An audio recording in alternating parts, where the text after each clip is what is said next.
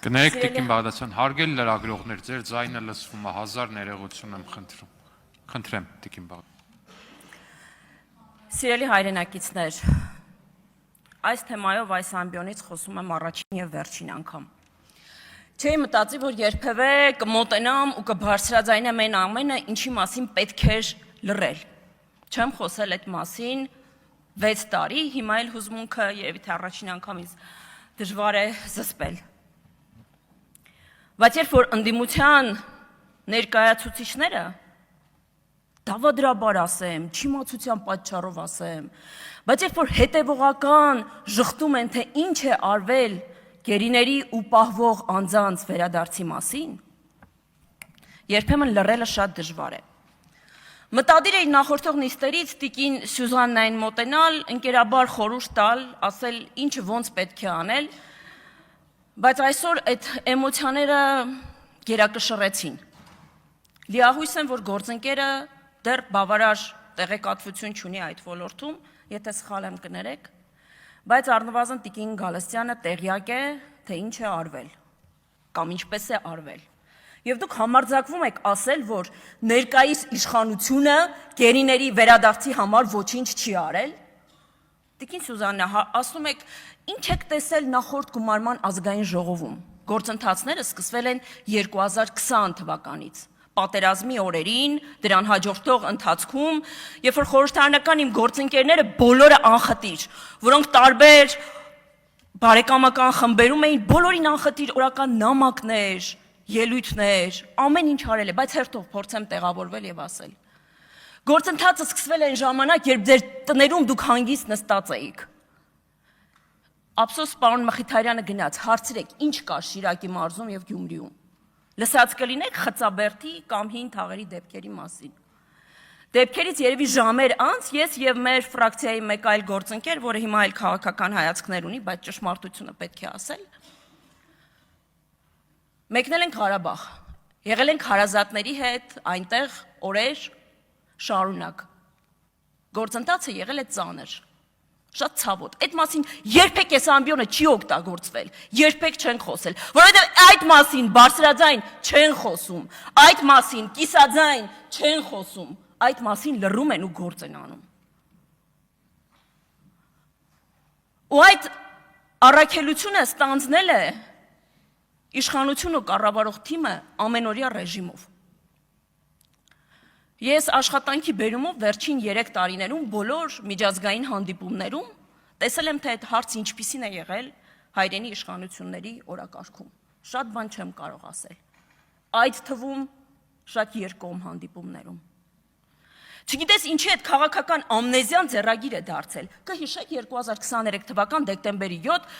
Հայաստանի վարչապետի աշխատակազմի եւ Ադրբեջանի նախագահի աշխատակազմի համատեղ հայտարարությունը, այնուհետև ազատ արձակված 32 գերիները։ Տիկին Գալստյան, ասում եք չեմ հիշում 2 տարի առաջ էին վերադարձել գերիները, վերջինը այս տարի հունվարին է եղել։ Ես օրերը անգիր եմ հիշում, որովհետև հատկապես Խծաբերդի ու Հին Թաղերի վերադարձած յուրաքանչյուր անձի դիմավորել եմ ինքս օդանավակայանում։ Չեմ խոսել, կամերաների առաջ չեմ ասել, էմոցիոնալ ծանր է եղել։ Երբ որ հարազատները առաջին իմ հեռախոսով են խոսել իրենց հետ։ Դժվար է ինձ խոսել այս թեմայով, որովհետև եղել է լուր աշխատանք, երբ որ դուք պարզապես ամբիոններից ելույթ եք ունեցել, սա մարդկանց ճակատագիր է։ Գնացեք Շիրակ եւ 62 վերադարձած գերիների հարազատների հետ խոսեք ինչպես է եղել, ինչ գործընթաց է եղել։ Հիմա եկել ստեղ ամբիոններից ելույթ եք ունենում։ Կարող եմ տամ Եվրոպայի խորհրդի մարդու իրավունքների խորհրդանման հանձնաժողովի տվյալները, նամակները, գրությունները, տեսեք ինչ է կատարվել։ Այս մասին պետք չէր խոսել, բայց դուք ստիպեցիք։ Դաշնակցությունը ասում է Հայաստանի սահմանից անդին մենք միշտ գործել ենք միասնաբար։ Լուրջ եք ասում։ 2021 թվական սեպտեմբերի 27 Ստրասբուրգ։ Պատերազմից 1 տարի անց։ Հայաստանի եւ Ադրբեջանի հակամարտության մասին բանաձև ընդունվեց։ Հայաստանի պատվիրակությունից կողմ քվեարկեցին Ռուբեն Ռուբինյանը, Վլադիմիր Վարդանյանը, Նազելի Բաղդասարյանը։ Կողմ չքվեարկեցին դաշնակցական գործընկերները։ Կողմ չքվեարկեցին Ադրբեջանի պատվիրակները եւ Թուրքիայի։ Դատողությունը թողնում եմ ձեզ։ Եվ ամեն անգամ, երբ որ այս մարդկանց ողբերգությունը դուք փորձում եք կապիտալիզացնել, քաղաքական կապիտալ սարքել, դուք ընդհանրապես ժամավաճառությամբ եք զբաղվում։ Մի մարդկանց ողբերգությունը բերեք այս ամբիոն ու դարձրեք ձեզ համար քաղաքական խոսույթ։ Իրապես ամոթ է։ Սիրում եք վկայակոչել Տիկին Գալստյան։ Տարբեր կառույցներ, զեկույցներ, մոտեցումներ։ Ուզում եմ ձեր կարծիքը անձնապես իմանալ, թե նախորդ տարի սեպտեմբերին, երբ ՄԻԵԴ մարտի 1-ի գործով վճիռ կայացրեց, որտեղ անհամաչափ ուժի կիրառման արդյունքում արձանագրվել էր նաև կոնվենցիոն երկրորդ հոդվածի խախտում կյանքի իրավունքի։ Այնուհետև արձանագրվել էր, որ արդար եւ արդյունավետ քննություն չի իրականացվել, ձեր գնահատականը ինչպիսին է, ուզում եք ստանձնել Մարդու իրավունքների եւ հանրային հարցերի հանձնաժողովի նախագահի պաշտոնը։ Պատրաստ եք ներողություն խնդրել։ Իդեպ այդտեղ խախտվել էր, եթե չեմ սխալվում, նաև կոնվենցիոն 38-րդ հոդվածը, որ բավարար տվյալներ չէին տրամադրել ՄԻԵԴ դատարանին։ Խոսում եք մարտի 1-ի մասով, մարտի 1-ը կազմակերպել, հետո գնալ երաշխավորություն տալ։ Մի տեսական տրամաբանական է։ Խոսում եք խոսքի ազատության մասին, դաշնակցությունը, սիրելի ժողովուրդ։ Ուրեմն 2008 թվականին մամուլի ազատության ինդեքսը 102 էր, 102, մամուլը ավարտվում էր, ազատությունը ավարտվում էր, գալիս էր Հայաստանը։ Հիմա մեզ եկե հասել եք, այս տարի 16 կետով նվազել է։ Նախորդ տարի եղել է 34-րդ կետում, որը պատմականորեն ամենաբարձր կետում եղել, իսկ ինչու է այս տարի 50-րդ կետում, որովհետև կառույցը արձանագրել է, որ Հայաստանում քաղաքական բևեռացվածությունը մամուլի ծայրաստիճան է, երբեմն տարբեր բիզնես շահերի հետ փոխկապակցվող, որովհետև մամուլի իրական սեփականատերերը չեն երևում, որովհետև ֆինանսական թափանցիկության մեխանիզմները արդար չեն գործում, եւ երբեմն իրական սեփականատերերը ազդեցություն են ունենում խմբակազմերի վրա։ Իդեպ ներկայացնեմ, որ պատմականորեն ամբողջ աշխարհում վերջին 25 տարվա ընթացքում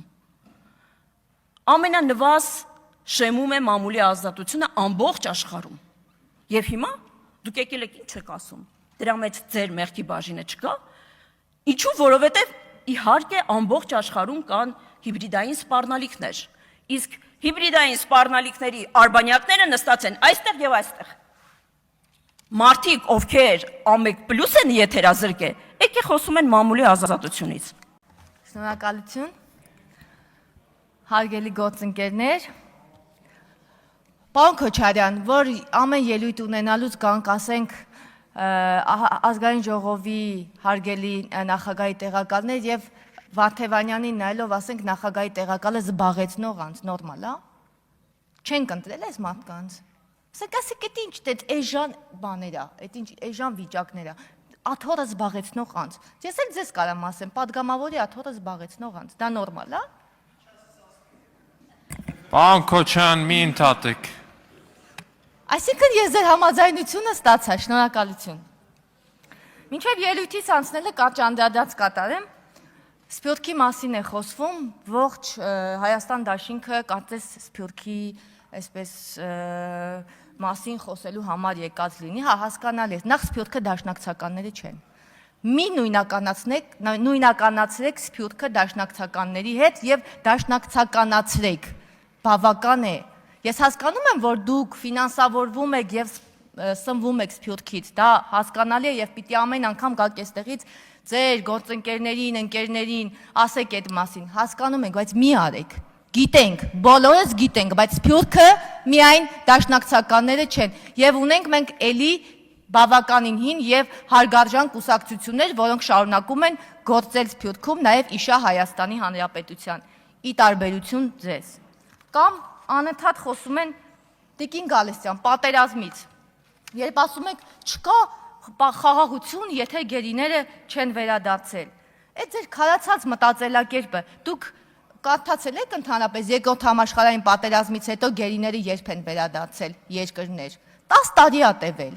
Դուք այդ գործընթացներից տեղյակ եք։ Ես չեմ ուզում ասել, որ այ որ ընդեղել է սենց եղել, մեր մոտ էլ եթե այսպես լինի նորմալ է, բայց հասկանում եք գործընթացներ են եւ այդպես քարացած մտածելակերպը, որ չէ, սենց հա ու սենց չի։ Դե տենց չի լինում։ Քաղաքականությունը քարացած տենց առաջ չի գնում։ Չնայած դաշնակցականներին ինչի մասին ասես, որ ձեր համար միևնույնն է։ Եթե ձեր համար ահաբեկչության մեջ մեղադրվող մարդիկ շարունակում են մնալ քաղբանտարկյալ, ապա ձեր հետ խոսելը այդ դրա հետ կապված անիմաստ է։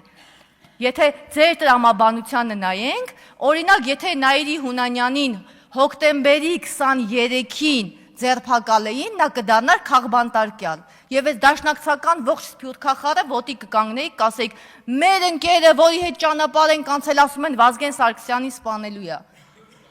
Էդա ձեր տրամաբանությունը։ Այսինքն որևէ ձևով չի կարելի կանխարգելել հանցագործությունները։ Պետքա գան, սպանեն,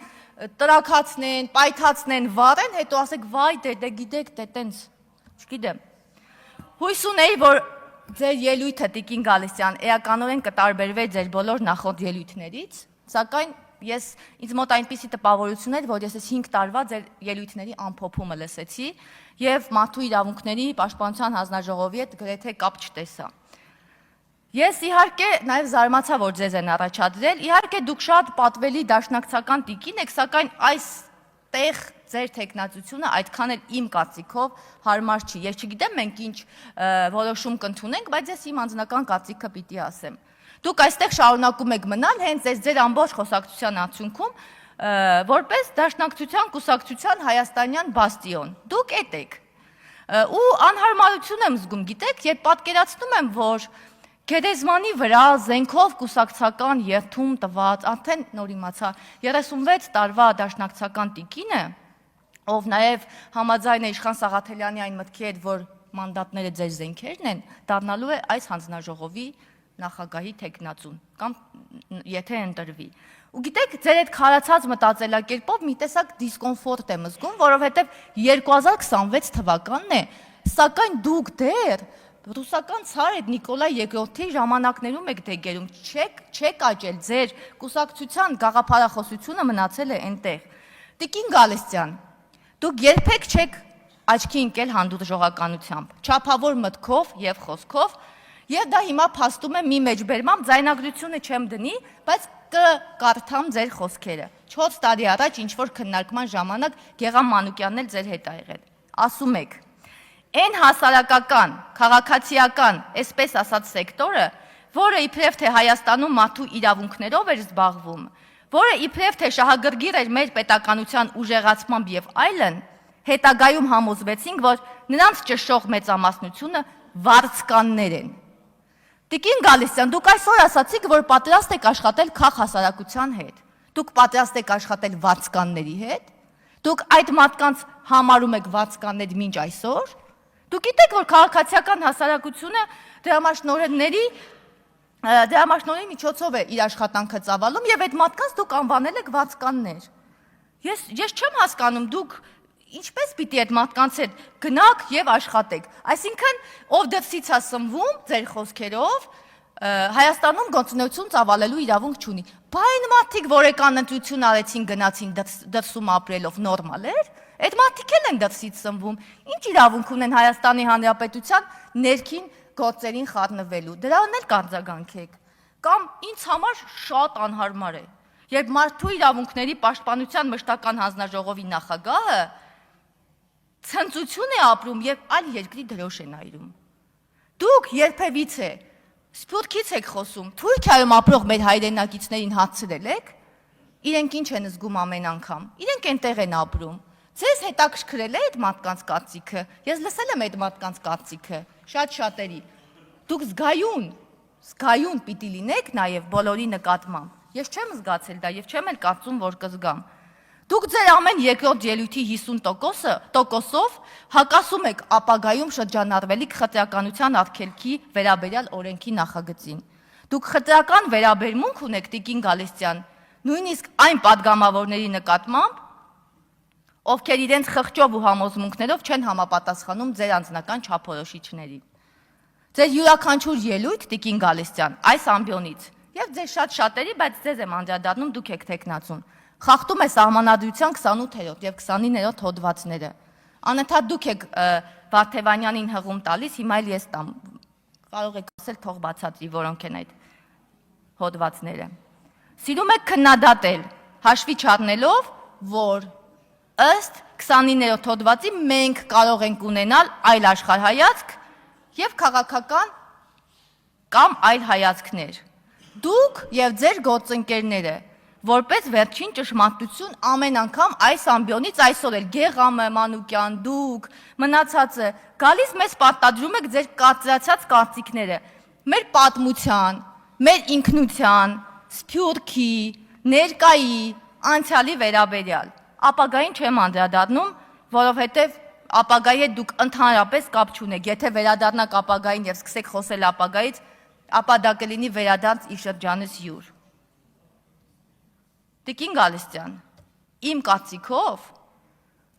մարդու իրավունքների պաշտպանության մշտական հանձնաժողովի էությունն այն է, որ այն պաշտպանի մարդկանց իրավունքները, խոսի մարդկանց իրավունքների մասին,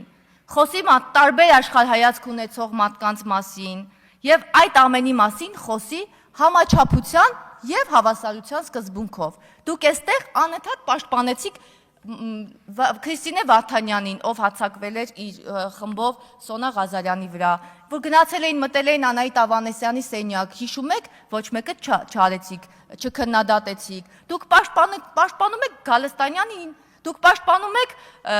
կուսակրոնության ուխտը խախտած մարդուն, անունը չեմ տալի, որ մի քանի հոգի չոգևորվեն, չթխկացնեն։ Էտա, դուք անընդհատ պաշտպանում եք, մի խանգարեք, հա, անընդհատ պաշտպանում եք, դուք օբյեկտիվությունը կորցրել եք, հասկանում եք։ Ես ավարտում եմ իմ ելույթը։ Եվ այդ ընթացքում տեսնելով, որ ձեր օբյեկտիվությունը կարեկցանքի կարիք ունի Տիկին Գալստյան, ձեր օբյեկտիվությունը ընդհանրապես այս հանձնաժողովի հետ չի համապատասխանում։ Եվ ես հիմա կարծում եմ, որ Մարդու իրավունքների պաշտպանության հանձնաժողովի կարևորագույն գործունեությունը գիտեք նաև ինչը պիտի լինի, որ պաշտպանի այն մարդկանց իրավունքները, որոնք ավելի ճիշտ ձևակերպեմ, այսպես ավելի ճիշտ կլինի։ Այս հանձնաժողովը պիտի պաշտպանի նաև ձեր նման աշխարհայացք ունեցող մարդկանց, որովհետև այստեղ մեծագույն խնդիր կա, Տիկին Գալստյան։ Ես նորից եմ կրկնում, ես չգիտեմ մենք ինչպիսի որոշում կընդունենք ձեր ընտրության հետ կապված, սակայն դուք կարծում եմ իմ կարծիքը պիտի իմանայիք։ Շնորհակալություն։ Հարգելի պարոն նախագահ, հարգելի գործընկերներ, սիրելի հայրենակիցներ, քննարկում ենք մարդու իրավունքների պաշտպանության եւ հանրային հարցերի մշտական հանձնաժողովի նախագահի ընտրության հարցը եւ Դոնթի բանաձևով այս հանձնաժողովը ընտրել է Ռոբերտ Քոչարյանի ղեկավարած քաղաքական թիմը, այսինքն իրենք ղեկավարելու են այս հանձնաժողովը, թեև վերջերս լուրերով անընդհատ խոսվում էր այն մասին, որ խնդիր կա, թեև լուրերով վերջերս խոսում էր այն մասին, որ քաղաքական թիմը գուցե չվերցնի հանձնաժողովի ղեկավարումը, այնուամենայնիվ վերցրեցին, ես ճիշտն ասած ուրախ եմ իհարկե դրա համար, եւ քանի որ մարդու իրավունքների պաշտպանության եւ հանրային հարցերի մշտական հանձնաժողովի գործունեությունը բավականին լայն շրջանակ է ներառում, այն ներառում է մարդու իրավունքներ, ինքնաիրավունքների պաշտպանությունը, երեխաների իրավունքները, կանանց, տղամարդկանց իրավահավասարություն, ազգային փոքրամասնությունների իրավունքներ, կրոնի ազատություն, փաստաբանություն, հասարակական կազմակերպությունների գործունեությանը վերաբերող օրենսդրություն եւ բազմաթիվ այլ նմանատիպ ոլորտներ։ Իսկ նախորդ գումարման ընթացքում, սիրելի հայրենակիցներ, հարգելի գործընկերներ, այս քաղաքական թիմը գրեթե որևէ նման նախագծի, որը նախաձեռնվել կամ քննարկվել է ազգային ժողովում, կողմ չի քվեարկել։ Բացառությամբ իհարկե, կարծեմ Տիկին Գալստյանի նախաձեռնության, որը վերաբերում էր կանանց թվի ավելացմանը ինքնավար մարմիններից մեկում, այդ նախագծերին, որոնք առնչվում էին մարդու իրավունքներին, այս խմբակցությունը կողմ համենայն դեպս չի քվեարկել։ Պարզ պատճառով ես գուցե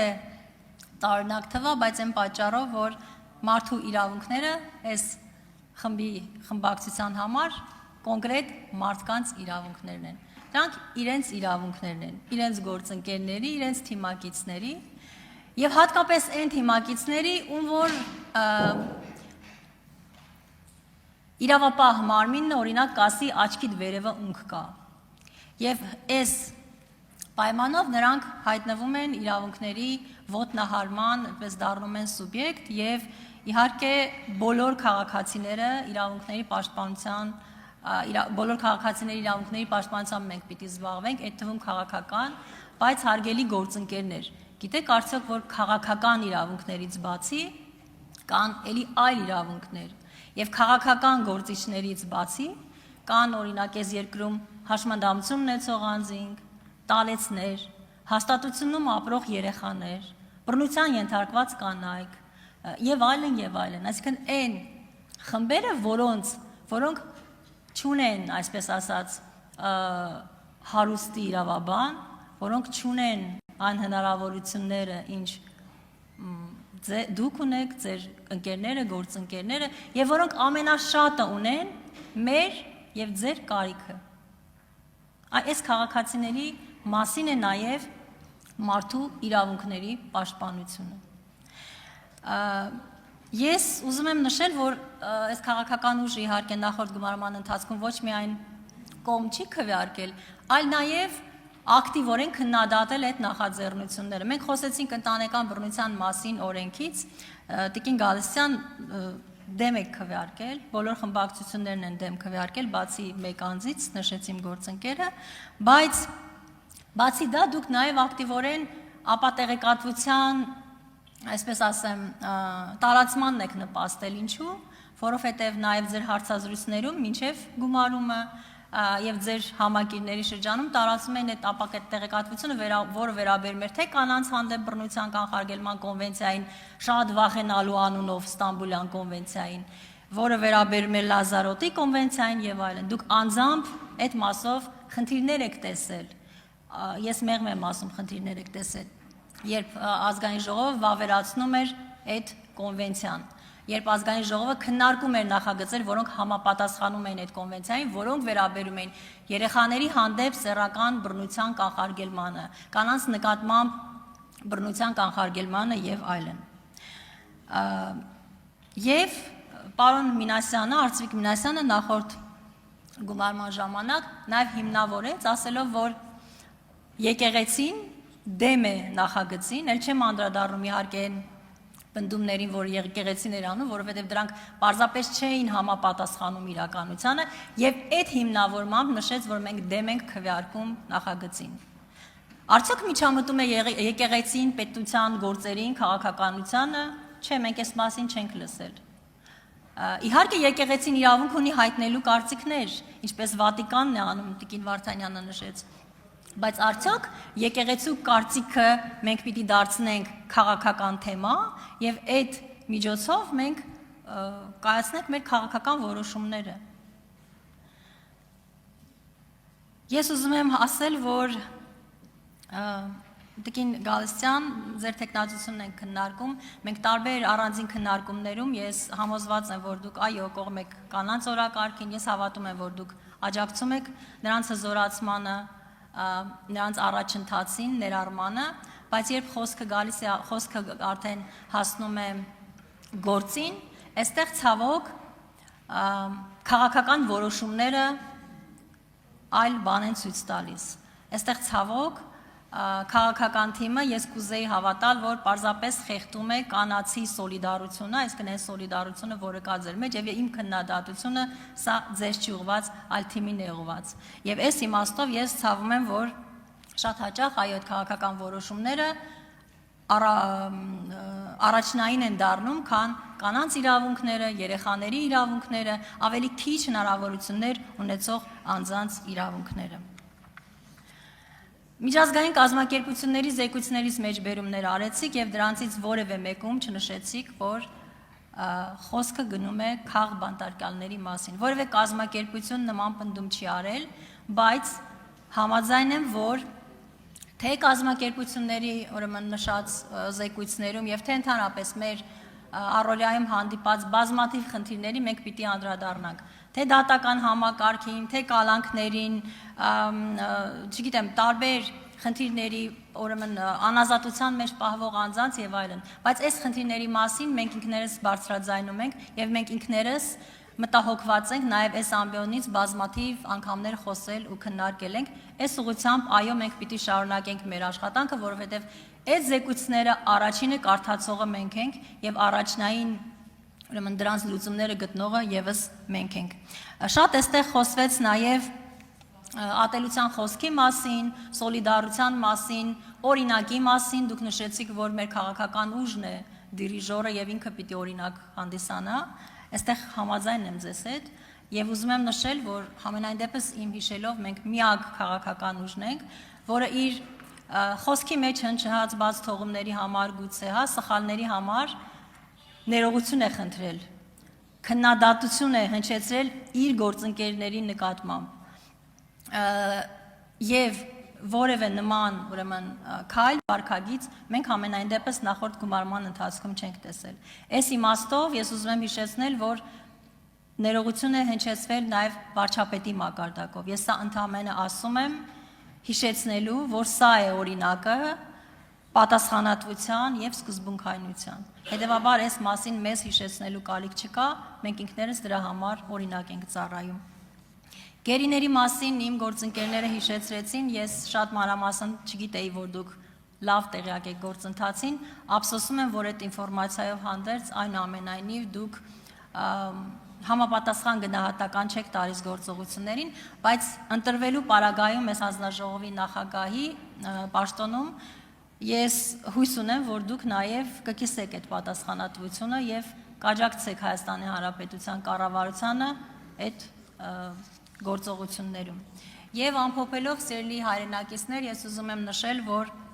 իհարկե մարդու իրավունքների պաշտպանության համար առաջնային են պետական ինստիտուտները, սակայն դրանք բավարար չեն, որքան էլ որ դրանք ուժեղ լինեն, հանրային վերահսկողությունը եւ իհարկե այն միջավայրը, որտեղ այդ ինստիտուտները գործում են, շատ կարեւոր է, որովհետեւ այն խնդիրները եւ բացերը, որոնք ունեն այդ ինստիտուտները, հնարավոր է բարձրաձայնել եւ դրանց համար լուծումներ գտնել բացառապես ժողովրդավարական հասարակությունում։ Մենք ամենաանկյունակարային երկու, այսպես ասեմ, պայմանը ապահովել ենք մարդու իրավունքների պաշտպանության համար եւ դրանցից առաջինը ժողովրդավարությունն է։ Ժողովրդավարությունը անշրջելի է Հայաստանում եւ շատ կարճ, եթե թույլ տաք նշեմ, որ երկրորդ ամենակարևոր բանը, որ այսօր կա եւ հնարավորություն է տալու մարդու իրավունքների պաշտպանությունը առավել արդյունավետ դարձնելու խաղաղությունն է։ Հետևաբար մենք նաեւ ունենք այն քաջությունը եւ ազնվությունը բարձրաձայնելու այս ոլորտի խնդիրների մասին եւ բոլորի հետ համատեղ դրանք լուծելու։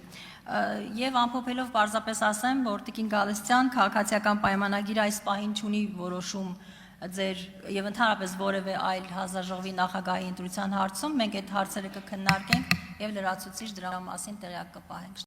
Ազգային ժողովի մեծարգո փոխոսնակ, հարգելի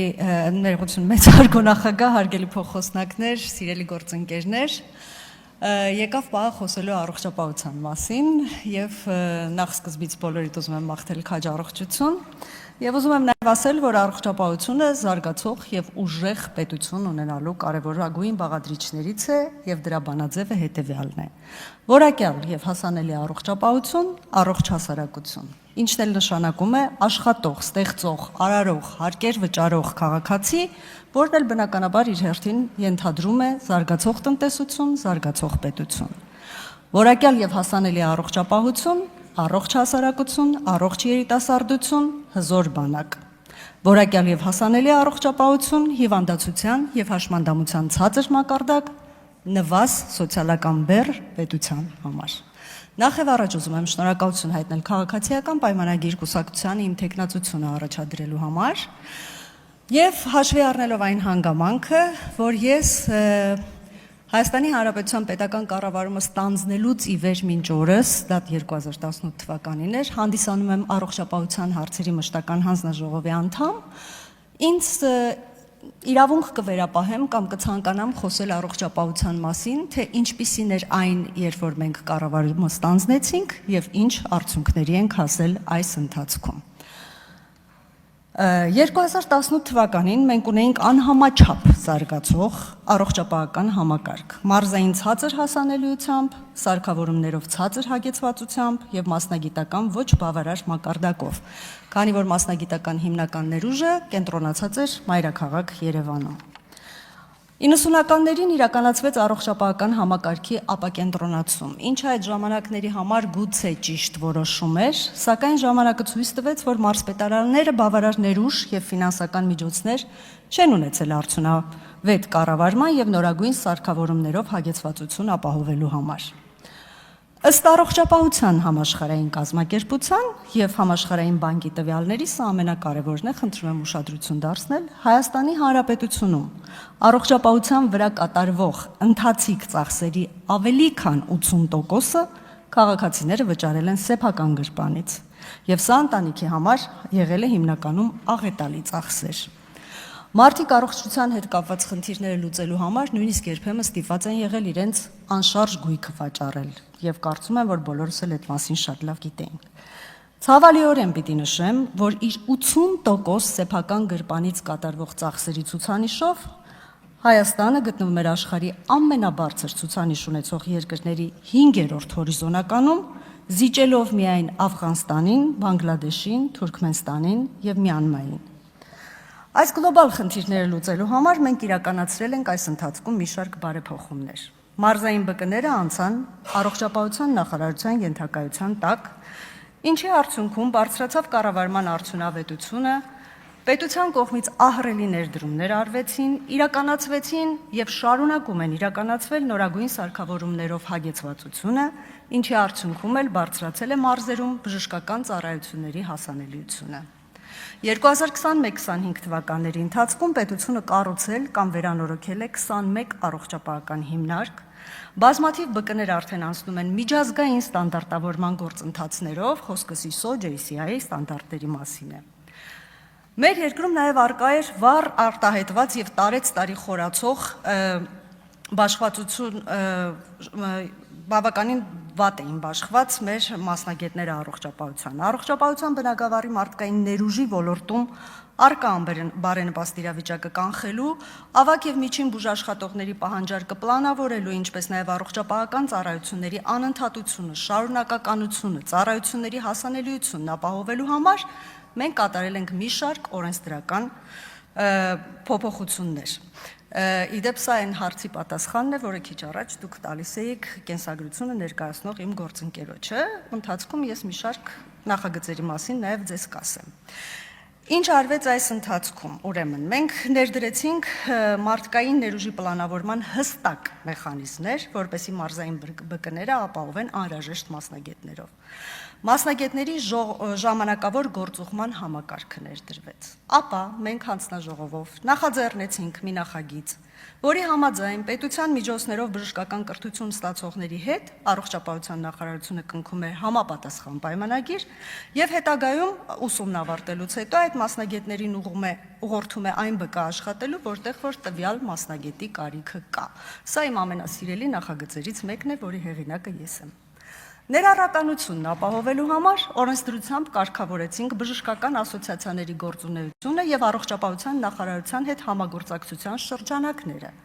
ապահովելով առավելագույն մասնակցություն, տարբեր մասնագիտական որոշումների կայացման, պրոտոկոլների ստեղծման եւ ոլորտային քաղաքականության մշակման եւ այլ հարցերում։ Այս նախագծի հեղինակը եւս ես եմ, կամ համահեղինակը։ Դեղերի մասին խոսենք։ Դեղերի շրջանառությունը կանոնակարգող, վերահսկող եւ դեղապահովումը բարելավող մի շարք օրենսդրական փոփոխություններ ենք իրականացրել այս ընթացքում։ Տեսչական մարմնին տրամադրվել են դեղերի շրջանառությունը վերահսկող մի շարք գործիքներ, մասնավորապես հսկիչ գնում իրականացնելու գործառույթը եւ անօրինական եւ կեղծ դեղերի ոչնչացման գործընթացի նկատմամբ պատշաճ վերահսկողություն իրականացնելը։ Այս նախագծի հեղինակը եւս ես եմ։ 2018 թվականի անվճար եւ արտոնյալ պայմաններում ամբուլատոր պոլիկլինիկական ծառայության կողմից տրամադրվող դեղերի ցանկում ընդգրկված են եղել 312 անվանում դեղորայք, իսկ 2026 թվականին դեղերի ցանկն ընդլայնվել է եւ այժմ կազմում է 446 անվանում դեղորայք։ Հիմնական դեղերի ցանկը, որն ընդգրկում է նաեւ հիվանդանոցային պայմաններում կիրառվող դեղորայքը, կազմում էր 450 անվանում, իսկ այժմ 500-ից ավելի։ Բայց այստեղ ուզում եմ նշել, որ այնքան կարևոր չէ այդ ավելացված դեղերի քանակը, որքան թե ինչ որակի դեղեր են ավելացվել եւ պետական ծրագրերի միջոցով ինչ դեղեր են փոխհատուցվում։ Ցանկում ավելացել են նոր սերնդի, ժամանակակից եւ թանկարժեք քիմիոթերապևտիկ դեղորայք, կենսաբանական դեղեր, իմունոթերապևտիկ դեղեր մոտ 50 անվանում եւ ամենակարևորը հազվադեպ հանդիպող հիվանդությունների բուժման համար նախատեսված շուրջ 15 անվանում դեղորայք, որոնք բավականին թանկարժեք են եւ դժվարամատչելի։ Օրինակ, սուր եւ ենթասուր իշեմիկ ինսուլտի ծրագրում կիրառվող, ցրված սկլերոզի բուժման ժամանակ կիրառվող, կրծքագեղձի ուռուցքի բուժման մեջ կիրառվող թանկարժեք դեղորայք ենք ավելացրել մենք։ Իդեպ սուր եւ ենթասուր իշեմիկ ինսուլտների բուժման ծրագիրը մեկնարկել է 2019 թվականին եւ այս ծրագրի շրջանակներում բուժօգնություն է ստացել շուրջ 4500 բուժառու։ Պետության կողմից 2019-26 թվականներին տրամադրվել է ավելի քան 9 միլիարդ դրամ, ասել է, թե փրկվել է 4500 մարդու կյանք։ Անպտուղ զույգերի համար վերարտադրողական օժանդակ տեխնոլոգիաների կիրառման բժշկական օգնության ծառայություններ պետական բյուջեով նախատեսված ծրագիրը մեկնարկել է ևս 2019 թվականին, 2022-ից հետո հատուկ ուշադրություն դարձվեց պատերազմում զոհված զինծառայողների ընտանիքներին։ Այդ խմբի համար սահմանվեց ավելի բարձր տարիքային շեմ, կնոջ համար մինչև 42 տարեկան։ 2024-ին ծրագիրը ընդլայնվեց եւ փոփոխություններով տարիքային շեմը 36-ից բարձրացվեց մինչև 40 տարեկան։ Ծրագրի շրջանակներում պետական բյուջեից 2019-25 թվականներին հատկացվել է շուրջ 7 միլիարդ դրամ գումար։ Ֆինանսավորման ծավալը այս ընթացքում մեծացել է ավելի քան 10 անգամ եւ ի ուրախություն պիտի ասեմ, որ այս ծրագրի շրջանակներում ծնվել է 1512 երեխա։ Եվ այսպիսի ծրագրերը շատ են պետության կողմից փոխհատուցվող եւ հաջողություններ գրանցող, բայց չչարաշահելով ժամանակը ուզում եմ անդրադառնալ ամենակարևոր բարեփոխմանը։ Նորանկախ Հայաստանում միշտ փորձ է արվել ներդնել առողջության ապահովագրության համակարգը, բայց տարբեր օբյեկտիվ եւ սուբյեկտիվ պատճառներով այն չի իրականացել։ Իսկ ամբողջ քաղաքակիրթ աշխարհը գնում էր հենց այդ ուղղությամբ։ 2018 թվականից մինչ ներդրման պահը մենք, այդ թվում եւ հանձնաժողովը եւ այդ թվում եւ ես, ուսումնասիրել ենք բազմաթիվ երկրների փորձ, հասկանալու համար, թե որը կլինի Հայաստանի Հանրապետության համար լավագույն մոդելը։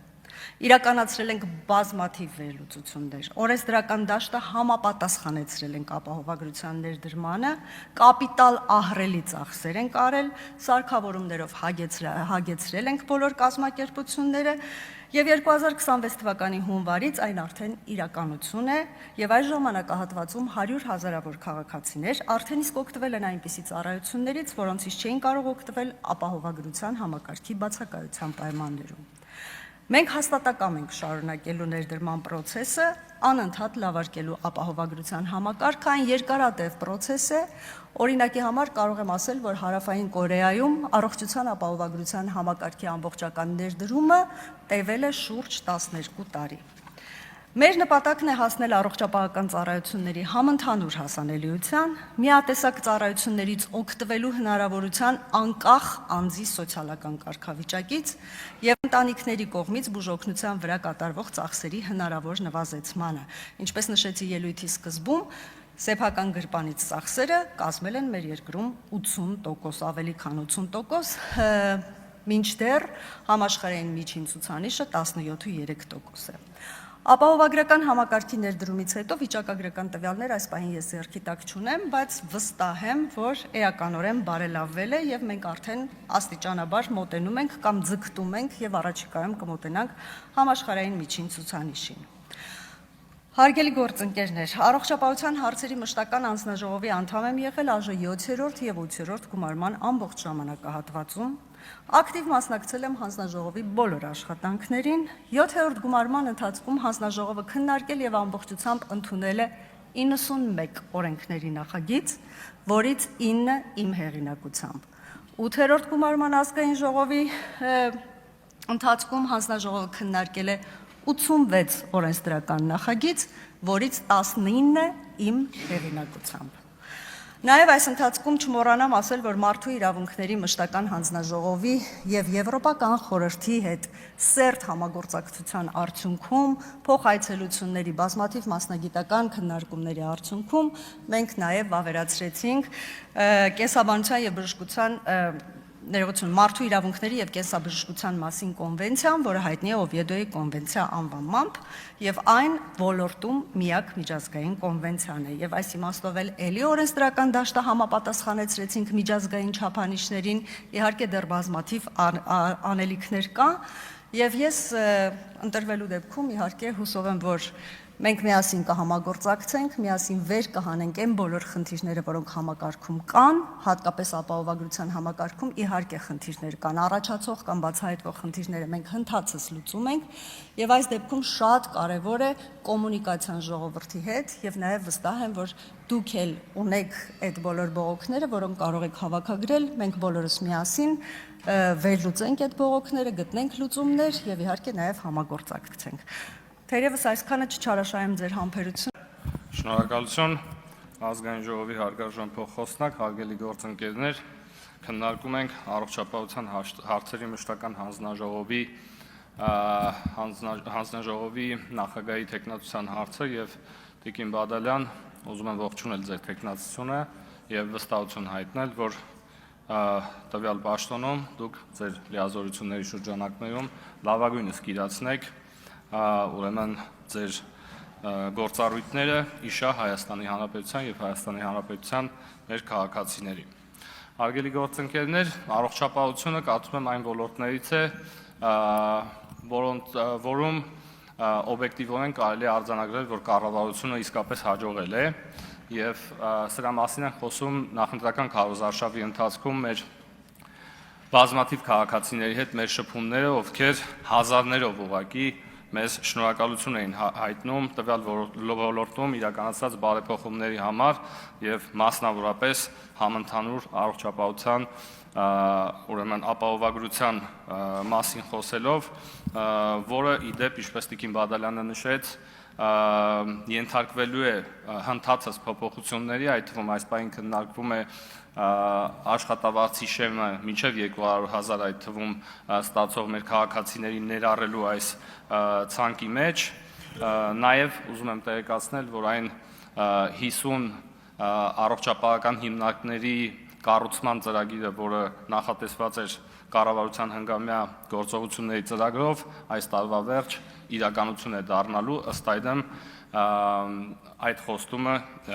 իրականություն է, որը պետք է արձանագրել։ Հարգելի գործընկերներ, այս ժամանակահատվածը, մնացած ժամանակահատվածը ձեր թույլտվությամբ կօգտագործեմ նախորդիվ այստեղ հնչած ելույթների եւ թեկնածուների քննարկմանը եւ անցնելով բուն թեմային ուզում եմ ասել հետեւյալը։ Նախ անկեղծ ասած, հարգելի գործընկերներ, ես չհասկացա, թե ինչու մենք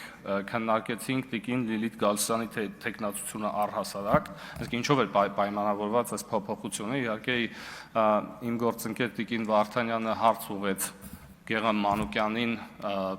փորձելով հասկանալ ինչն էր փոխվել իրենց քաղաքականության մեջ, որ հիմա որոշել էին, որ պետք է արդեն վերցնեն իրենց հասանելիք պաշտոնները, որևէ տրամաբանական պատասխան կամ որևէ առհասարակ պատասխան մենք չլսեցինք, փոխարենը դրա հետ կապ չունեցող ինչ-որ մտքեր, եւ ես կարծում եմ, որ իմ տպավորությունը առհասարակ այն է, որ Հայաստան խմբակցության մեր գործընկերները լավ իմաստով օրինակ են վերցրել ուժեղ Հայաստանի մեր գործընկերներից, այդ թվում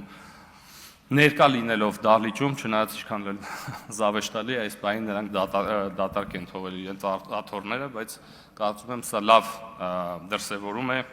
եւ թերևս ընդդիմության շրջանակներում այս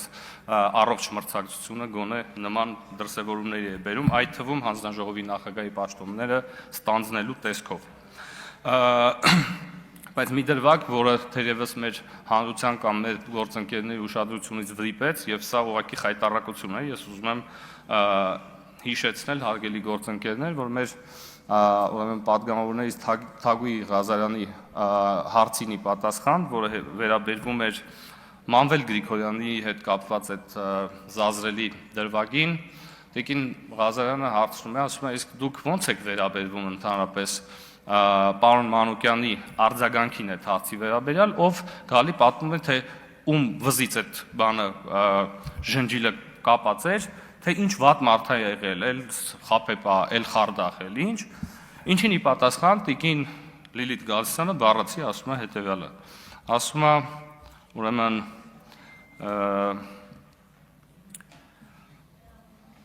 հայ մարդը պիտի հավատա արդարադատության համակարգին, որպիսի ինքնիրավչության չդիմի։ Սա է Տիկին Գալստյանի պատասխանը այս հարցին։ Հարգելի գործընկերներ, այսինքն Տիկին Գալստյանը նախ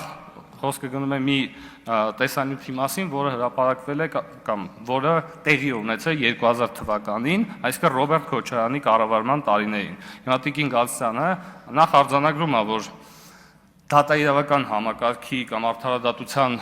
հետ կապված որևէ հույս չուներ խեղճ գեներալ Մանվել Գրիգորյանը, դրա համար ուզած-չուզած դիմեց ինքնիրավչության։ Սա մի քանի շերտ ունեցող տրագեդիա է իհարկե, հարգելի գործընկերներ, եւ ես չգիտեմ մարդու իրավունքների հանձնաժողովի, պաշտպանության հանձնաժողովի նախագահի տեխնացում sense մտքերը արտահայտում ես ամբիոնի մոտից եւ օբյեկտիվորեն շատ դժվար դրության մեջ եմ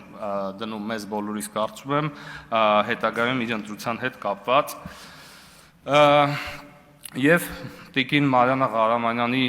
ելույթին հնարավոր չի ուղղակի չանդրադառնալ Տիկին Ղարամանյանը մոտենում է Սամբյոնին, ասում է, պնդումները, գնահատականները, որոնք կլսեք այս ելույթում, հիմնված են փաստերի վրա եւ ստուգելի են։ Անմիջապես դրանից հետո սկսում է խոսել Սփյուռքի մասին, ասում է, Սփյուռքը հայկական ինքնությունն է, լեզուն է, մշակույթն է եւ այդ ամենը պահպանող ինստիտուցիոնալ կառույցն է։ Տիկին Ղարամանյան վերջի տվյալներով այդ բոլոր իրականացնող այդ գործառույթները Հայաստանի Հանրապետությունն է։ Եվ կարծում եմ Տիկին Ղարամանյան մեր մոտեցումների ֆունդամենտալ տարբերությունը հենց դրանում է, որ դուք կարող եք այդ գործառույթները պատվիրակել օրինակ Սփյուռքին, դուք կարող եք այդ գործառույթները պատվիրակել եկեղեցուն, դուք կարող եք այդ նույն այդ գործառույթները պատվիրակել X բարերարի եւ մոռանալ այդ ամբողջ պատմության մեջ, որ գոյություն ունի Հայաստանի Հանրապետություն, որը ըստ էության կոչված է այդ բոլոր գործառույթները իրականացնելու։ Եվ հետո վերջում ասում եք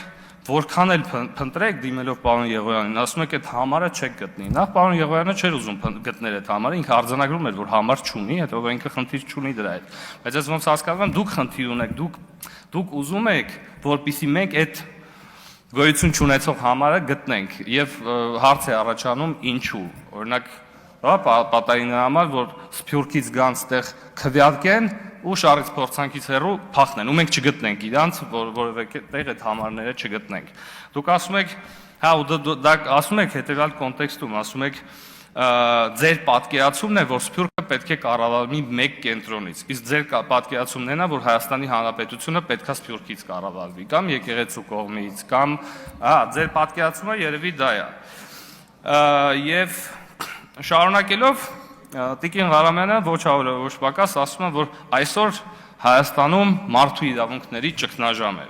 Եվ տարօրինակաբար հարգելի գործընկերներ, խոսելով մարդու իրավունքների, չգիտեմ, խոսքի ազատության,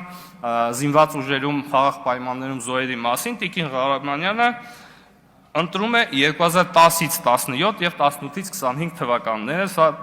թերևս վատագույն լուծումներ ձեր համար Տիկին Ղարամանյան, որովհետև եթե խոսում ենք այդ ժամանակահատվածի մասին, մի քանի տվյալ ես մեջ բերեմ, ուրեմն ընտրական համակարգին վերաբերվող ուրեմն մի տվյալ ԵԱՀԿ-ՇՄԻԳ-ի գնահատական 2017 թվականի ընտրությունների հետ կապված։ Արձանագրվել են համակարգային ընտրակաշարքներ, վարչական ռեսուրսի չարաշահում եւ լցոնումներ։ Ընտրությունները չեն համապատասխանել միջազգային չափանիշներին։ Ի տարբերություն 2026-ի արձանագրվել է ազատ թափանցիկ մրցակցային ընտրական ընտրություններ եւ 100%-անոց ընտրական համակարգ։ համամասնական համակարգ։ Խոսքի ազատություն 2017 թվականին Հայաստանի Հանրապետությունը եղել է 79-րդ հորիզոնականում, զբաղեցրել է 79-րդ հորիզոնականը, 26 թվին 50-րդ հորիզոնականն է։ Ու Տիկին Ղարամյանն ասում է, բան ճգնաժամ է մարդու իրավունքների եւ խոսքի ազատությունից է խոսում։ Ընդ որում, ըստ նույն զեկույցի, ասում է, չնայած բարձր դիրքերին գրանցվել է 16 աստիճանի նահանջ, ինչը ճիշտ է 2025 թվականի համեմատ, ինչի մասին դուք խոսեցիք, ասում է պայմանավորված մեդիա դաշտի խորը բևեռվածությամբ, ատելության խոսքի աճով եւ արտաքին ներքին ապատեղեկատվական արշավներով։ Ձեզ տեսնում եք այս պատմության մեջ, թե չէ։ Հա, չեք տեսնում։ Կոռուպցիայի դեմ պայքար եւ կոռուպցիայի եւ մարդու իրավունքների պաշտպանություն։ Ուրեմն ըստ Transparency International-ի 2017 թվականին համակարգային էլիտար կոռուպցիան կազմալուծում էր պետական ինստիտուտները։ Դուք սիրում եք ցիտել, էլի, այս միջազգային կառույցներին։ 2026 թվականին գրանցվել է +11 միավորի աճ համեմատության 17 թվի, բացահայտ համակարգային կոռուպցիան վերացված է։ Սրանք թվերն են եւ կարծում եմ այս համեմատությունը առավելապես այս ժամանակահատվածների տարբերությամբ Տիկին Ղարամանյան բացարձակապես ձեր շահերից չի բխում։ Ես կուզեի խոսել իհարկե կրթության հիմնարար իրավունքի մասին եւ դրա մասին շատ կա իհարկե խոսելու, քանի որ ժամանակս չի ների, ես այսքանով կսահմանափակվեմ, հարգելի գործընկերներ, շնորհակալություն։ Եվ այս ելույթից հետո տեղի կունենա եզրափակիչ ելույթ, որից հետո կանցնենք հաջորդ հարցին։ Շնորհակալություն, հարգելի գործընկերներ, քննարկում ենք առողջապահության հարցերի հանձնաժողովի նախագահի թեկնածությունը եւ մինչեւ Սփյուռքի վերաբերյալ ելույթներին արձագանքելը ես երկու թվային տվյալ կներկայացնեմ այս ոլորտում մեր կատարած բարեփոխումներից։ Ուրեմն 2018 թվականին առողջապահության ոլորտի բյուջեն կազմել էր ընդամենը 80 միլիարդ դրամ։ Ուժեղ հզոր ժամանակներում, ծեր ասած։ Այսօր այն հասել է 220 միլիարդ դրամի։ Այս հավելյալ 140 միլիարդ դրամը բնականաբար օդից չի ընկել, այն մեր քաղաքացիների, մեր հարկատուների վճարած հարկերից է, որոնք հնարավորություն են ունեցել գումար աշխատել, ստեղծել հավելյալ արժեք, վճարել ավելի շատ հարկեր, նաև հավելյալ աշխատատեղերի շնորհիվ եւ ահա այդտեղից գոյացել է մոտավորապես այս 380 միլիոն դոլար հավելյալ գումարը։ Բայց միայն գումարով չի, նաև քաղաքական կամքով է եւ այդ քաղաքական կամքի շնորհիվ է, որ այս տարի գործարկվեց առողջապահական համընդհանուր ապահովագրության համակարգը, մի բան, որի մասին ես հիշում եմ նախկինում 3-4 անգամ տարբեր կառավարություններ խոսել էին եւ վախեցել էին ուղղակի անել, ուղղակի վախեցել էին ֆիսկալ բնույթի տարբեր խնդիրների բախվելու եւ համակարգային փլուզումների առերեսվելու վախից ելնելով, ինչը բնական է, որովհետեւ այն ժամանակվա կառավարման համակարգը այն աստիճանի ամուր չէր, որ նման մեծ ռեֆորմ թույլ տար իրականացնել։ Եվ ահա այս տարի արդեն իսկ 1.700.000 շահառուներից առողջապահական ապահովագրության արդեն իսկ օգտվել է 842.750-ը, այսինքն գրեթե ամեն երկրորդ շահառուն օգտվել է այս համակարգից։ Իսկ մենք այստեղ ինչ ենք քննարկում կամ դուք ինչն եք քննադատում։ Ասում եք, այ ապահովագրության համակարգը կա, բայց ապահովագրության համակարգի մեջ մի այսպիսի խնդիր կա։ Հա իհարկե կա։ Բայց արձանագրել եք երբևէ, որ այդ համակարգը կա, դրված է այդ համակարգը։ Եվ աշխատում է այդ համակարգը 8-րդ ամիսն է ավարտին մոտենում տարվա, եւ համակարգը նորմալ աշխատում է։ Սա պետք է գնահատել, թե պետք չի գնահատել։ Իհարկե սխալվասիկ բաց թողումները, խնդիրները շատ բան ընթացքում է երևում, պետք է մատնանշել, բայց ես չլսեցի ձեզանից մի դրական խոսք նրա, որ համակարգը նախ եւ առաջ գործարկելու քաղաքական կամք է դրսևորել, նախ եւ առաջ քաղաքական կամք, որտեղ համակարգի ձախողման հետևանքները լինելու էին ոչ միայն ֆինանսական կամ ֆիսկալ, այլ քաղաքական։ Առաջ թող լիներ այդ ամեն ինչը։ Փող չկար, թե քաղաքական կամ փողն էլ կար, ուղղակի ուրիշ տեղ էր երևի այդ փողը։ Սփյուռքի մասին շատ լավ թեմա ենք բացել, շատ լավ է, որ այս թեման քննարկում ենք։ Մի քանի բանախոսներ անդրադարձան իմ խոսքին, պարոն Մանուկյանը առավել վերջախոսությամբ ասելով, թե Այ տեսեք ԱՄՆ-ում Արամ Համբարյանը կարողանում է կոնգրեսի դուռը բացել։ Ուքեք, հա։ Չէ։ Գեղամ Մանուկյանը։ Ֆրանսիայում Մուրադ Փափազյանը կարողանում է Ելիսեյան պալատի դուռը բացել, ընկերներ, ես հենց այդ նույն բանն ենք ասում։ Ուղղակի, տեսեք ինչումն է մեր տարբերությունը։ Մենք հայլու տարբեր կողմերում ենք, կարծես նույն բանն ենք տեսնում, բայց հակառակ կողմից։ Այո, իհարկե, Արամ Համբարյանը կարողանում է կոնգրեսի դուռը բացել, որպես այդ երկրի քաղաքացի, շատ տարօրինակ կլիներ, որ Ամերիկայի կոնգրեսի դուռը փակ լիներ այդ երկրի քաղաքացիների համար։ Բայց այդ դուռը բացելուց հետո ինքը ի՞նչ է խոսում այդ կոնգրեսում։ Ում անունից է խոսում, ում է ներկայացնում, սրա մասին է խոսքը։ Հայաստանի Հանրապետությանն է ներկայացնում, նման անունով դեսպան մենք չունենք Ամերիկայում, ԱՄՆ-ում։ Այնտեղ ունենք դեսպան, որի դեմ ինքը ցույցեր է իրականացնում։ Հայ համայնքի անունից է խոսում, թող խոսի հայ համայնքի անունից, հայ համայնքի խնդիրներից։ Հայության, ոնց եք չի ասում, համայն հայության կամ ԱՄՆ հայության խնդիրներից։ Մուրադ Փափազյանը ընթրիքի են հրավիրում Ֆրանսիայի նախագահի հետ։ Շատ լավ է, թող խոսի իր համանախագահած կառույցների խնդիրներից, չգիտեմ։ Եթե ուզում է օգուտ տա Հայաստանին, ապա Հայաստանի վարչապետի հետ պիտի ճշտի։ Թե ինչ օգուտ կարող է տա Հայաստանին, որովհետև Հայաստանի վարչապետը եւ արտգործ նախարարն են որոշում, թե ինչ խնդրել այս կամ այն պետությունից, թե ինչ է օգուտ մեզ համար այս կամ այն պետությունից վերցնելը, որտեղ ինչպես հիշում ենք իմ նախկին դասախոսությունից, ոչ մի բան զրի չի լինում, այն ամեն ինչը վերցնում ես, դրա դիմաց հետո պետք է ինչ որ առիթով նաեւ ինչ որ բան տաս, ինչը շատ բնական է, մենք հո կներեք, մենք հո ձրի չենք վերցնում բարիքները այս աշխարհում։ Պարոն Գեղամ Մանուկյանը մի շատ վատ խոստովանություն արեց, ասաց մենք պետություն ենք ստեղծել պետության մեջ, նկատի ունի սփյուռքյան կառույցները, հանկարծ ԱՄՆ կոնգրեսում նման բան չասի։ Այնտեղ այլ մարմիններ կզբաղվեն նման հայտարարություններ անողներով, նույնն էլ Ֆրանսիան, նման բան չասի։ Պետություն պետության մեջ։ Երևի այդ մտայնությամբ է, որ ուզում է Հայաստանում էլ պետություն ստեղծի պետության մեջ, չի լինելու դա։ Չի լինելու դա։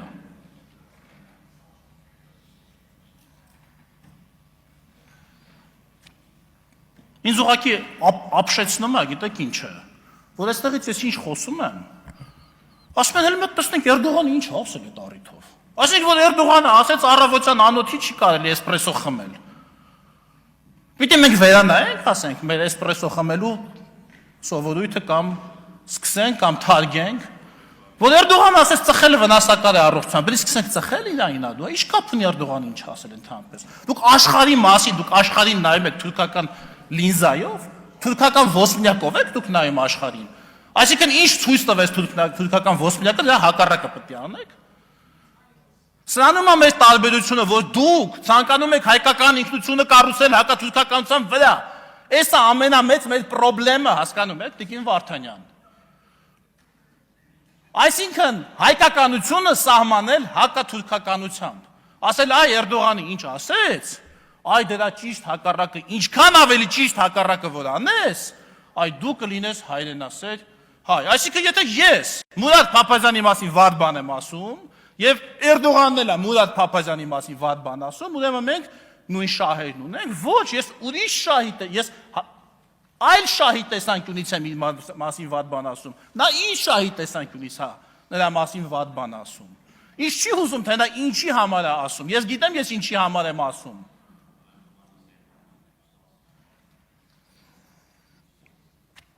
Նույն հեռախոսահամարի պատմությունը։ Եթե ես ասի, որ դա Քիսինջերին եմ վերաձևակերպել, եթե չգիտեք, Քիսինջերը դա ժամանակին Եվրոպայի մասին է ասել։ Հա, չէ, ուղղակի ձեր տպավորությունները, ձեր խոսքերից, այս տպավորությունները ոնց որ ես իսկապես հեռախոս եմ փնտրում, էլի հեռախոսահամար, որ զանգեմ։ Քիսինջերի ժամանակ միգուցե չկար այդ հեռախոսահամարը, հիմա Եվրամիությունը արդեն ունի։ Լիսաբոնի համաձայնագրից հետո արդեն ունի հեռախոսահամար, կարելի է զանգել Եվրամիությանը, բայց Սփյուռքը չունի հեռախոսահամար։ Կարող է Սփյուռքի Հույդա Հայդատի հանձնախումբը ունի հեռախոսահամար, բայց Հույդա հանձնախումբը Հայդատի Սփյուռքը չէ։ Կրկնում եմ։ Ես օրերս նայում էի Ռև Լիբարիձյանի հարցազրույցը, ով պատմում էր, թե ինչպես են Հայաստանի վարչապետը եւ այն ժամանակվա բարձր տեխնոլոգիական արդյունաբերության նախարարը իրեն խնդրել Nvidia-ի միջոցով տեղ բարձր տեխնոլոգիական արդյունաբերություն հիմնել Հայաստանում, հարցնել են ինչ է պետք, նա պատասխանել է ինչ է պետք, այդ ուղղությամբ քայլեր են ձեռնարկվել,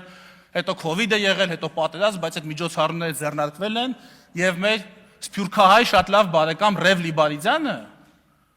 ամեն ինչ արել է որ դա հաջողի եւ հիմա դա հաջողել է նաեւ օգոստոսի 8-ի հայտարարությունից հետո էլ ավելի մեծ թափով եւ այսօր գործում է այդ կենտրոնը Հայաստանում նաեւ այո սփյուռքահայ մեր լավ բարեկամ Ռև Լիբարիձյանի շնորհիվ եւ աջակցությամբ ինչ եք կարծում եթե զանգեինք Արամ Համբարյանին ասենք կարանք մի հատ արհեստական բանականության կենտրոն հիմնենք Հայաստանում ձեր աջակցությամբ ինչ էր անելու զանգելու այդ Ռև Լիբարիձյանին ասելու այդ կարող ես մի հենց անել մի 500 միլիոն դոլարի ներդրում անենք Հայաստանում թե կասել չէ բան կա այնտեղ Յուտա նահանգի չգիտեմ որ քաղաքի քաղաքային խորհրդում հայոց ցեղասպանության ճանաչման բանաձև կա դրանով եմ էլի խառը մի հատ տեսնենք ինչ ա լինում հետո կխոսանք Ռև Լիբարիձյանի հետ նույնը Մուրադ Փափազյանը որ զանգեինք ասենք պարոն Փափազյան Սեզարներ բաստիոններ ենք ուզում ներկրել Հայաստան 20 թվականին 21 22 կարա աջակցել այդ հարցում ասում Մակրոնի հետ շատ մոտիկ է կարա աջակցել այդ հարցում վաստակաշատ հայ գործարարը չէ էլի գործիչը եթե կարար առանց մեր ասելու այդքանը պետքա ֆայմել անել ոչ թե հարաբերությունները հասցնել այնտեղ որ իր մուտքը արգելվի եւ գնա Ֆրանսիայի նախագահի մոտ ոչ թե զենք ու տեխնոլոգիա խնդրի այլ Հայաստանի մուտքի թույլտվություն այս թեման մենք շարունակենք չմտածեք որ ես հետ եմ կանգնելու այս թեմայից բայց ձեր փաստարկները խնդրում եմ մի քիչ բան արեք հայլեցրեք Շնորհակալություն առողջապահության հարցերի մշտական հանձնաժողովի նախագահի ընտրության վերաբերյալ ձեր ելույթի համար պարոն Եղոյան Մեծարգո պարոն Կոնջորյան հարգելի գործընկերներ սիրելի ժողովուրդ ուզում եմ մի բան ասել հունիսի 7-ից հետո եկավ հունիսի 8-ը եւ Հայաստանի Հանրապետությունում շարունակվեց առողջապահության ապահովագրությունը Պարոն Գրիգորյան ներողություն մի պահ Հարգելի գործընկերներ քաղաքացիական պայմանագիր խմբակցության մասնավորապես խնդրում եմ պահպանել լռությունը եւ լսել պարոն Գրիգորյանին Հունիսի 8-ից հետո եկավ առողջապահության ապահովագրությունը շարունակվեց եւ շարունակվելու է միշտ ի տարբերություն այն թեզերի այն որ ասում էին որ ապահովագրությունը չի լինելու ընտրություններն աստելու են եւ Հայաստանի Հանրապետության քաղաքացին այլևս չի օգտվելու առողջապահության ապահովագրությունից բայց Հայաստանի Հանրապետության քաղաքացին օգտվում է մեր տատիկները պապիկները գնում են իրենց աչքերը վիրահատում են ունենում են լավ տեսողություն եւ ոչ միայն մեր տատիկներ պապիկները մեր են քաղաքացիները ովքեր 200,000 դրամ եւ ավել աշխատավարձ են ստանում գնում են եւ ստանում են բուժումներ Ճիշտ ասած ես ուզում եմ նաև անդրադառնալ այն հարցին թե Տիկին Բադալյանին ոնց է եղել որ առաջադրվել է անձամբ ես մի քանի անգամ խնդրել եմ նրան որպեսզի առաջադրվի որպես առողջապահության հանձնաժողովի նախագահի տեխնացու որովհետև գիտեմ իր մասնագիտական գիտելիքները գիտեմ ոնց է ղեկավարել նախկինում որպես հանձնաժողովի փոխնախագահ բայց Տիկին Բադալյան ես մի հարց ունեմ եւ ուզում եմ այստեղից ասել ես կուզենամ նաեւ ապահովագրության տակ գտնվող այն հիվանդությունների ցանկը որը այս պահին նախատեսված է հետագայում աշխատենք որ այդ ցանկը ընդլայնենք եւ զարգացնենք որտեղ բազմաթիվ քաղաքացիներ են դիմել մեզ ինձ ձեզ բոլորիս որպեսզի կարողանանք այդ ցանկը ավելացնել որպեսզի իրենք էլ օգտվեն Սիրելի հայրենակիցներ ես կխոսեմ մի երկու դրվագով Գեղարքունիքի մարզի առողջապահությունից կոնկրետ բուժ հիմնարկներից օրինակ Գավառի բժշկական կենտրոնի մոտով անցնելուց Հայաստանի Հանրապետության վարչապետին մոտեցան բուժաշխատողները եւ նրանից խնդրեցին կատե համակարգ որը ընդամենը մի քանի օր հետո ի պատիվ Հայաստանի Հանրապետության վարչապետի եւ առողջապահության նախարարի բերվեց եւ տեղադրվեց Գավառի բժշկական կենտրոն որը շատ կարեւոր էր Նաև այս պահին վերազինումներ կան Գեղարքունիքի մարզի գրեթե բոլոր բուժհաստատություններում, բժշկական կենտրոններում կատե եւ ժամանակակից նոր ռենտգեն ապարատներ եւ այլն, որպեսզի ավելի հեշտ եւ մատչելի լինի մեր բնակիչների բուժ օգնությունը։ Ես նաեւ ուզում եմ ասել, որ մեր իշխանությունը, մեր կառավարությունը նախապատրաստել է 2027 թվականի հունվարի 1-ից, որպեսզի մինչև 200,000 դրամ աշխատավարձ ստացող Հայաստանի Հանրապետության քաղաքացին գնա եւ ոնց էիք ասում, տները չծախի, որպեսզի բուժվի, այլ գնա եւ օգտվի ապահովագրությունից եւ ստանա համապատասխան բուժումը եւ չմտածի հիվանդությունների մասին։ Ես ուզում եմ ասել նաեւ, որ մենք Առողջապահի պատիվ առողջապահության նախարարության եւ կառավարության պատիվ վարչապետի նաեւ բարձրացվել է բուժքույրերի աշխատավարձը։ Ես գիտեմ նաեւ բուժքույրեր, որ արդեն իսկ իպոթեկով բնակարաններ են գնել եւ դա իսկ արդեն նշանակում է, որ այսօրվա պայմաններում Հայաստանի Հանրապետությունում բուժքույրը նույնպես կարող է դառնալ տանտեր, ունենա տուն, բնակտարածք, որը եկամուտի հետ վերադարձով կարող է գնել։ Ես կուզեմ Տիկին Բադալյան, նաև մենք ուշադրություն դարձնենք նպատակային ուսուցման հետ կապված։ Նպատակային ուսուցում մենք այս պահին ունենք, բայց կուզենամ այդ քվոտաներն ավելի մեծացնենք, որտեղ ըստ էության մարզերում, մասնավորապես Գեղարքունիքի մարզում կան բժիշկների թափուր տեղեր, որոնք չեն լրանում։ Նեոնատոլոգ, հայ երևի եթե ճիշտ եմ ասում անունը, անեսթեզոլոգ եւ այլն տարբեր